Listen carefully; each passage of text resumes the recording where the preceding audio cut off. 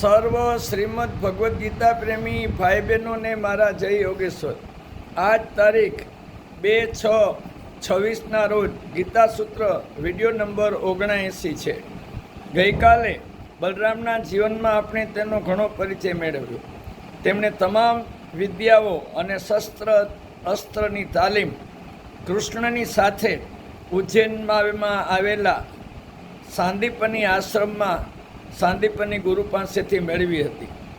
તેમના હળના ઉપયોગને કારણે તેમને ખેતી અથવા કૃષિના દેવતા માનવામાં આવે છે.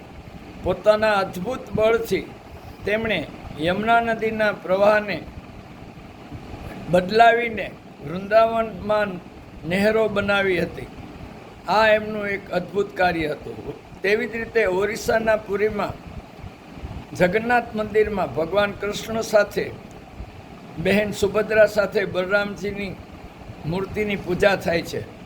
અષાઢી બીજના દિવસે યોજાતી રથયાત્રામાં તેઓ ત્રણેય ભગવાન લોકોને દર્શન આપવા યાત્રામાં નીકળે છે. આવી રીતે બલરામજીના જીવનમાં અનેક બાબતો છે. આપણે એ પણ જાણીએ છીએ કે જ્યારે યાદવાસ્થળી થઈ અને પછી ભગવાન કૃષ્ણ સ્વધામ પધાર્યા ત્યારે બલરામજીએ પણ ધ્યાનમાં લીન થઈને પોતાનો માનવ દેહ ત્યાગ કર્યો હતો અને શેષનાગ સ્વરૂપે વૈકુંઠમાં પરત ચાલ્યા ગયા હતા. એ જ રીતે કૃષ્ણ અને બલરામના જીવનકાળ દરમિયાન જ થયેલો આવો એક અવતાર એટલે વેદવ્યાસનો છે. પુરાણોમાં વેદવ્યાસને અવતાર ગણવામાં આવે છે, પરંતુ ઇતિહાસકારોના ચોપડામાં તેની અવતાર તરીકેની નોંધ લીધી નથી. તો એ વિશે વિચારીએ.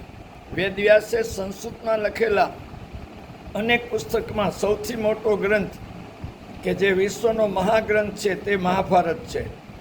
આ ઉપરાંત વેદોના વ્યવસ્થિત વિભાગ કરી 4 ભાગ કર્યા: ઋગ્વેદ, યજુર્વેદ, સામવેદ ને અથર્વવેદ. આ ઉપરાંત 18 પુરાણો પણ લખેલા છે, ભાગવત પણ લખેલું છે. તેના વિશે વધુ આવતીકાલે કહેશું. જય યોગેશ્વર.